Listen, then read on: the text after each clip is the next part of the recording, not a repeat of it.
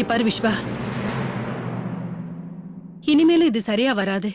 நானும் அப்பாவும் ஒரு முறைக்கு 100 முறை யோசிச்சு ஒரு நல்ல முடிவுக்கு வந்திருக்கோம். அதுக்கு நீ தயவு செஞ்சு எந்த மறுப்பும் தெரிவிக்காத. கல்பனா, போய் அதை எடுத்துட்டு வாமா. இல்ல மாமா, அது வந்து ஏன் தயங்குற? போய் எடுத்துட்டு வாமா.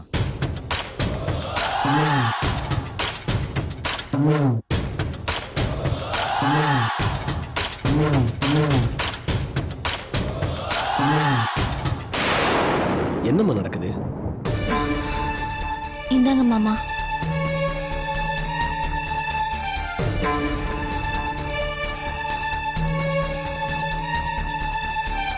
விஸ்வா, நீ எங்களுக்கு ஒரே பிள்ளை. உன் வாழ்க்கை இப்படி ஆனதை நினைச்சு என் மனசு ரொம்ப கஷ்டமா இருக்குப்பா. உன் வாழ்க்கையை சரி பண்ண வேண்டியது என்னோட கடமை.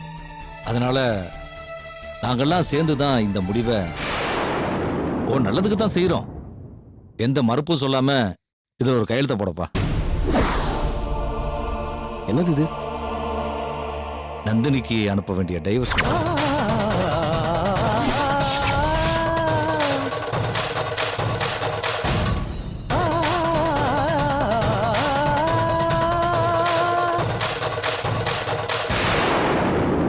எவ்வளவு பெரிய விஷயம், இவ்வளவு சாதாரணமா சொல்றீங்க? என்ன விஸ்வா, உனக்கு புரியலையா? உன் கூட பொண்டாட்டியா நல்லபடியா வாழ்ந்தவளையா டைவர்ஸ் பண்ண நாங்க சொல்லிக்கிட்டு இருக்கோம். உன்னை விட்டு ஓடினவளை தானே நாங்க டைவர்ஸ் பண்ணு சொல்லிக்கிட்டு இருக்கோம். அதுதானே முறையும்.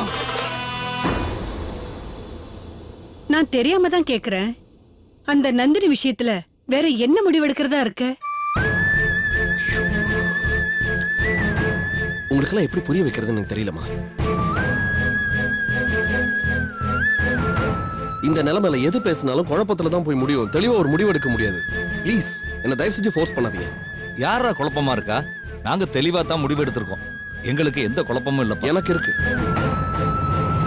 டேய் டேய் விஸ்வா, இன்னும் என்னடா யோசிச்சுட்டு இருக்க? கையெழுத்து போடுறா. இல்ல, நான் யோசிக்கவே இல்ல. இங்க பாருங்கப்பா, என்னால இதுல கையெழுத்து போட முடியாது. இதனால உங்களுக்கு என் மேல கோவம் இருந்துச்சுன்னா 4 அடி அடிச்சிருங்க, அதை பத்தி பிரச்சனை இல்லை. ஆனா இந்த ஸ்டேஜ்ல டிவோர்ஸ்ங்கிற விஷயம் என்னால நினைச்சு பார்க்க முடியாது. இந்த ஸ்டேஜ் நிலை எப்பவுமே என்னால நினைச்சு பார்க்க முடியாது. நீங்க எல்லாம் குழம்பி போயிருக்கீங்க. குழம்பி போயிருக்கும் போது தப்பான முடிவை தான் எடுக்க முடியும், சரியான முடிவை எடுக்க முடியாது. விஸ்வா, உனக்கு என்னடா ஆச்சு? இவ்வளவு நடந்த பிறகும் இன்னும் நீ குழம்பிக்கிட்டே இருக்கிய. அப்பா உன் நல்லதுக்கு தாண்டா சொல்றேன். இதை கையெழுத்து போடுறா. சரி, எனக்கு இருக்குன்னு வச்சுக்கோங்க. நான் தான் குழம்பி போயிருக்கேன்னு வச்சுக்கோங்க, அதை பத்தி எனக்கு பிரச்சனை இல்லை. என்னால இதுல கையெழுத்து போட முடியாது. தயவு செஞ்சு மறுபடியும் சொல்றேன், என்னை யாரும் இதுல ஃபோர்ஸ் பண்ணாதீங்க. டேய்,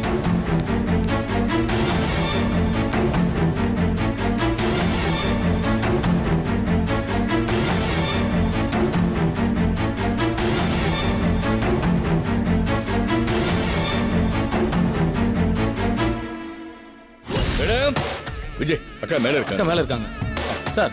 அக்கா தான் ஏதோ சொல்றாங்கன்னா அவங்க பேச்சு கேட்டுக்கிட்டு நீங்க எல்லாத்தையும் ரெடி பண்றீங்களே. வேற வழி இல்லப்பா. நேரடி சார், உத்தரவு. பிடிக்கதோ பிடிக்கலையோ செஞ்சுதான் ஆகணும். சார்.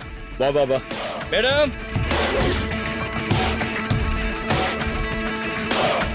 என்ன வக்கீல் சார், அக்ரிமெண்ட் பக்காவா ரேவதி கேட்ட மாதிரியே ரெடி பண்ணிட்டீங்களா? ரெடி பண்ணிட்டேன் மேடம், படிச்சு பாருங்க.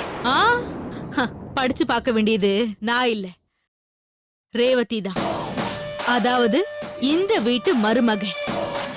அவகிட்டே கொடுங்க, அவளை படிச்சு பார்க்கட்டும். நீ வாங்கி சரியா இருக்கான்னு படிச்சு பாருமா. படி.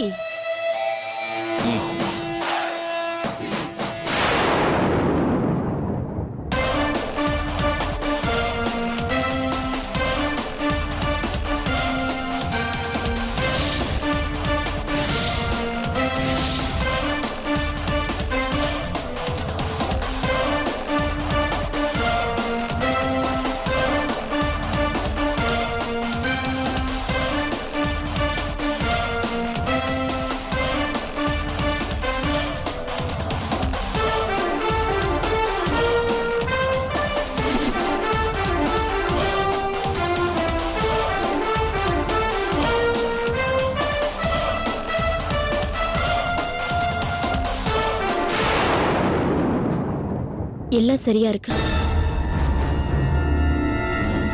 நீங்க கையெழுத்து போட்டா போதும். ஓகே வக்கீல் சார், மேடம். பென்.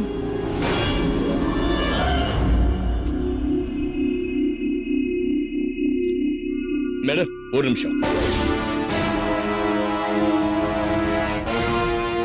சொல்றேன்னு தப்பா நினைச்சுக்காதீங்க. கொஞ்சம் யோசனை பண்ணி கையெழுத்து போடலாமே மேடம். வக்கீல் சார், ஒரு விஷயத்தை யோசிச்சு முடிவு பண்ணணும். முடிவு பண்ணிட்டு யோசிக்க கூடாது.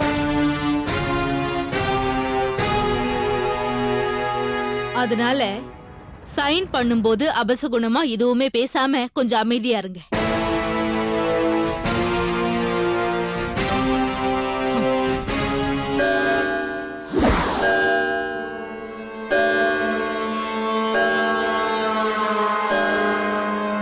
மேடம் பாத்தீங்களா மேடம், இன்னைக்கு 10:12 ராவு காலம், சகுனமே சரியில்லை. இன்னைக்கு வேண்டாமே மேடம், கொஞ்சம் யோசனை பண்ணி அப்புறமா செய்யலாமே. என்ன வக்கீல் சார் இப்படி பேசுறீங்க? ஒரு விஷயத்தை நாம ஆரம்பிக்கும் போது பெல் அடிச்சா அது நல்ல சகுனம் தானே? நான் பத்திரத்துல பேனாவை பதிக்கும் போதே கரெக்டா டான் டான்னு மணி அடிச்சு எப்படி வாழ்த்து சொல்லுச்சு பாத்தீங்களா சகுனம்? மேடம் பெல்லு சரியான நேரத்துல அடிச்சாலும் இப்ப நேரம் சரியில்லை மேடம். உங்களுக்கு அந்த டைம் தப்பா இருக்கு, எனக்கு அந்த டைமிங் பிடிச்சிருக்கு. அதுக்கு இல்ல மேடம். நோ மோர் ஆர்கியூமெண்ட்ஸ் வக்கீல் சார்.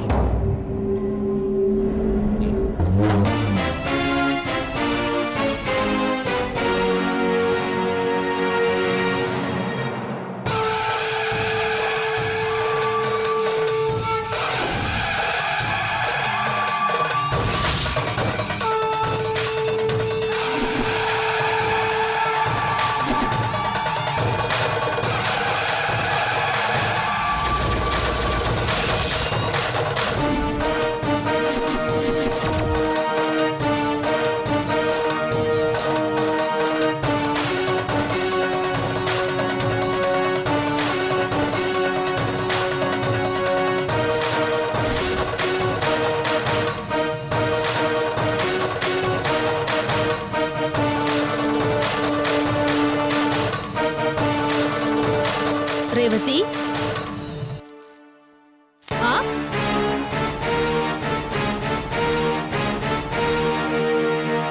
நீ சொன்னதை நான் செஞ்சுட்டேன். இப்ப நான் சொல்ல போறத கோர்ட்ல நீ சொல்லணும். சொல்லுவியா?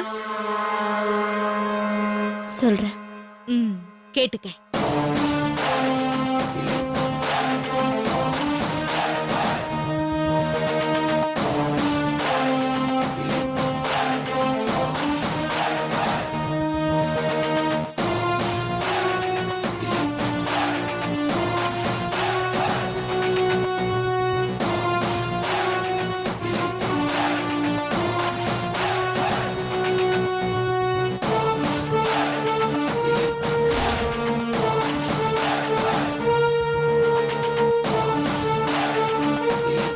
நீ சொல்ல வேண்டியது இவ்ளோதான். சொல்லிடுவியா? நான் கேட்டதுமே எந்த மறுப்பும் தெரிவிக்காம கையெழுத்து போட்டு கொடுத்த நீங்களே இவ்ளோ நாகரிகமா நடந்துக்கும் போது நான் எப்படி வாக்கு மாற முடியும்? Very good. கேட்டிங்களா வக்கீல் சார், இந்த வீட்டோட வருங்கால மருமக எவ்வளவு தெளிவா பதில் சொல்றான்னு? இந்த ரேவதி, நம்மளோட ஜென்டில் அக்ரிமெண்ட். தேங்க்ஸ்.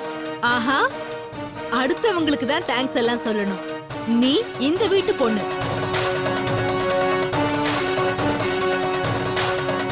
சரி ரேவதி, பத்திரமா போயிட்டு வா. சரி. ஒரு நிமிஷம் இரு. சுரேந்தர், மேடம் மேல வா.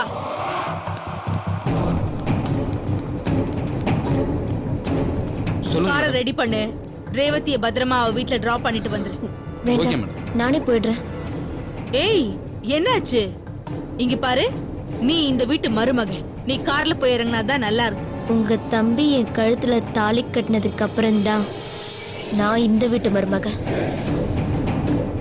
அது வரைக்கும் நான் எங்க வீட்டு பொண்ணுதான். சரி, okay.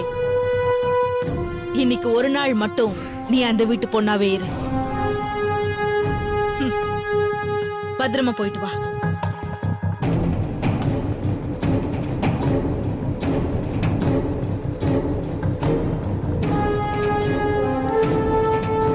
Madam madam madam madam madam என்ன மேடம் இது?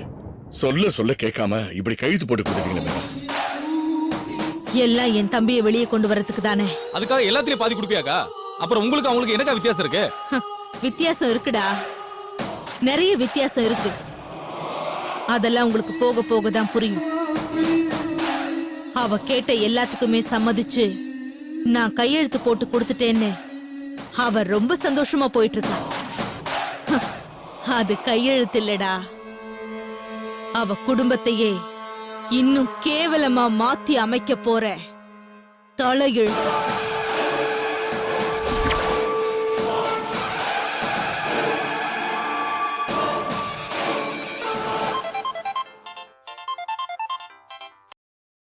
ஹலோ, யாரு? நான் இன்ஸ்பெக்டர் ஜெயந்தி பேசுறேன். இன்ஸ்பெக்டர் மேடம், என் பொண்ணு அப்படிப்பட்டவ இல்ல. அவ ரொம்ப நல்லவ. நான் அப்படி அவளை நான் வளர்க்கவும் இல்ல. இத பாருங்க, அவ பேர்ல இப்படி ஒரு பெரிய பழிய போட்டு. யோ இரியா, முதல்ல என்ன பேச விடு. இல்ல மேடம், அவகிட்ட நீங்க. யோ டென்ஷன் ஆகாதயா, நல்ல விஷயமா தான் ஃபோன் பண்ண. சொல்லுங்க மேடம். உன் பொண்ணு கஞ்சா விக்கலன்னு ப்ரூவ் ஆயிடுச்சு. அதத்தானே மேடம் நாங்களும் சொல்லிக்கிட்டு இருக்கோம். அத நீ சொன்னா பத்தாது, நான் சொல்லணும். இனிமேலாவது உன் பொண்ண பயப்பட வேண்டிய விஷயத்துக்கு பயப்பட சொல்லு. இப்போது என் பொண்ணை புரிஞ்சுக்கிட்டீங்களே மேடம். இதுக்கெல்லாம் காரணம் அந்த ரதி தேவி தான்.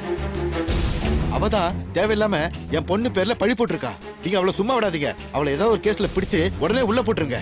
நிறுத்தியா, யார உள்ள போடணும் யார வெளியே விடணும்னு நீ எனக்கு சொல்லி தராத. அப்புறம் உன் பொண்ணு தப்பிச்சிட்டான்னு நினைச்சு சந்தோஷப்படுறதுக்கு நீ வெளியே இருக்க மாட்ட. வையா போன.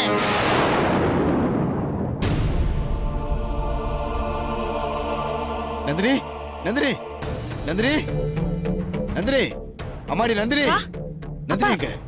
என்னப்பா? அம்மா, இனிமே நீ போலீஸ் ஸ்டேஷன் போக வேணாம்மா. என்னங்க சொல்றீங்க? ஆமா, இப்பதான் ஸ்டேஷன்ல இருந்து இன்ஸ்பெக்டர் அம்மா ஃபோன் பண்ணி சொன்னாங்க. என்ன சொன்னாங்க? நீ எந்த தப்பும் பண்ணலன்னு ப்ரூவ் ஆயிடுச்சாம். அதனால இனிமே அவங்க போலீஸ் ஸ்டேஷன் வர வேணாம்னு சொல்லிட்டாங்க. அப்படியா? ஏன் இப்படி சொன்னாங்க? ஏய், இது என்ன கேள்வி நந்தினி? நீ தப்பு பண்ணல, அதனாலதான் அப்படி சொல்லிருக்காங்க. அதத்தான் நானும் சொல்றேன். நான் தான் எந்த தப்பும் பண்ணலையே, அப்புறம் எதுக்காக என்ன பிடிச்சி உள்ள வச்சாங்க?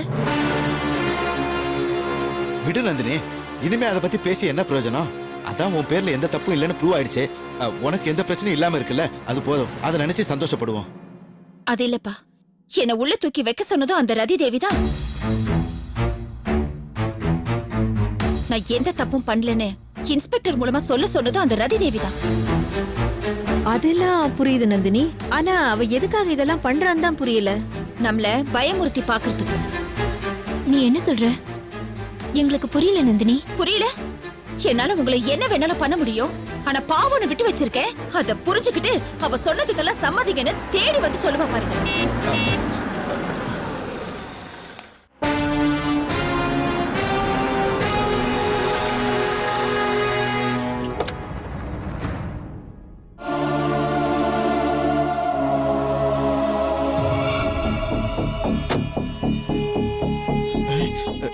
எம்டி,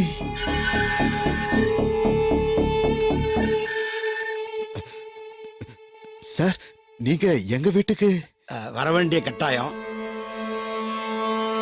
உள்ள போய் பேசலாமா? வாங்க சார், வாங்க வாங்க, உள்ள வாங்க சார். வாங்க சார், வாங்க வாங்க, உட்காருங்க சார். நீங்களும் உட்காருங்க. இருக்கட்டும் சார், பரவாயில்ல சார். பரவாயில்ல, உட்காருங்க. நல்லா இருக்கீங்களாமா?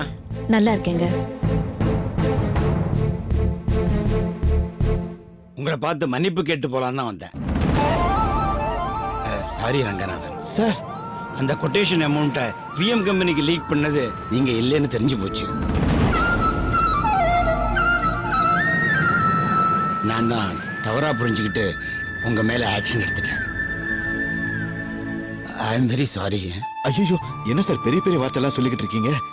இப்பவாவது நான் எந்த தப்புமே பண்ணலன்றத நீங்க புரிஞ்சுக்கிட்டீங்களே, அதுவே எனக்கு போதும் சார். இதான் ஏழைகளுக்கும் பணக்காரருக்கும் உள்ள வித்தியாசம்.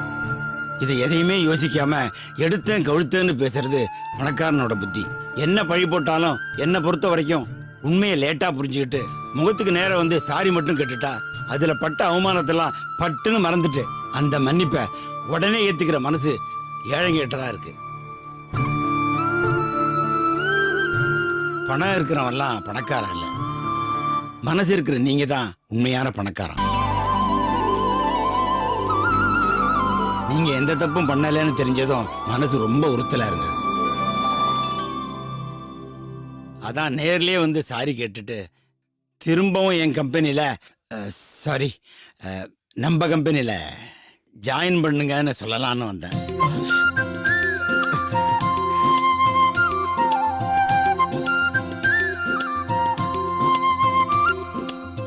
என்ன சொல்றீங்க ரங்கநாதன்? சார், என்ன நீங்க திருப்பியும் வேலைக்கு சேர்த்துக்கிறேன்னு சொன்னீங்களே, அதுக்கு ரொம்ப நன்றி சார்.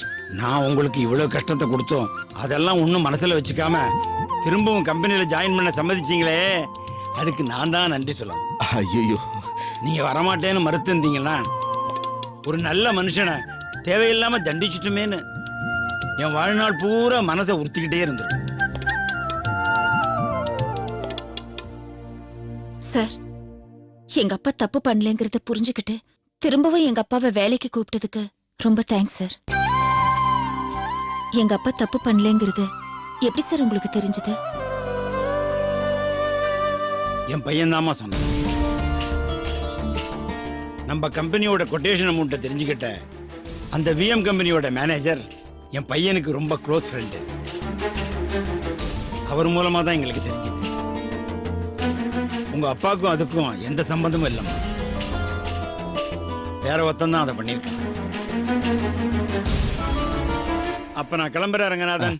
நாளைக்கே நீங்க வந்து ஆபீஸ்ல ஜாயின் பண்ணுங்க. சார் இருங்க சார், ஒரு காஃபி கூட சாப்பிடாம போறீங்க. அம்மா ஒரு காஃபி வேண்டாம், இருக்கட்டும்மா, அதெல்லாம் ஒன்றும் வேண்டாம். ஆபீஸ்ல வந்து நீங்க ஜாயின் பண்ணா அதே எனக்கு போதும். நான் வரேம்மா. சரிங்க. இருக்கட்டும். பாத்தீங்களாங்க, கடவுள் அடுத்தடுத்து நமக்கு நல்ல செய்தியா கொண்டு வந்து சேர்க்கிறாரு. ஆமா வள்ளி, நான் ரொம்ப நொந்து போயிருந்தேன். ஆனா கடவுளா பார்த்து ஒரு பிரச்சனைக்கு 2 பிரச்சனையை உடனடியா தீர்த்து வச்சு நமக்கு ரொம்ப ஆறுதலை கொடுத்துட்டான். அப்பா, வாமா ரேவதி. உங்க ஆபீஸ் எம்டி வந்துட்டு போறாரு. ஆமாமா, நீ கோவிலுக்கு போயிட்டு வந்த நேரம் ஒரு பெரிய சந்தோஷம் கிடைச்சிருக்கு. என்னக்கா? ஆமா ரேவதி, இன்ஸ்பெக்டர் போன் பண்ணாங்க. நந்தினி மேல இருந்த கேஸ வாபஸ் வாங்கிட்டாங்களாம். அது மட்டும் இல்ல, அப்பா மேல எந்த தப்பும் இல்லைன்னு இப்பதான் எம்டி வந்து ஆபீஸ்ல ஜாயின் பண்ண சொன்னாரு.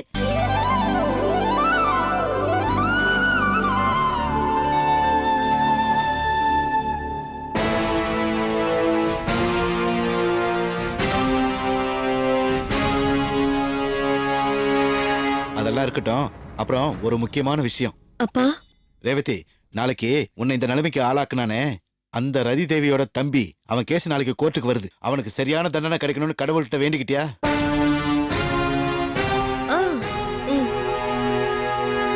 ஆமா ரேவதி, இந்த மாதிரி ஆளுங்கெல்லாம் தப்பிச்சிடக்கூடாது. இவனுக்கு பெரிய தண்டனை கிடைக்கணும்னா நீ யாருக்கும் பயப்படாம தைரியமா கோர்ட்டுக்கு வந்து உண்மையை சொல்லணும். கோர்ட்ல வந்து நான் என்ன சொல்லணும்னு நான் எப்பவும் முடிவு பண்ணிட்டேன்.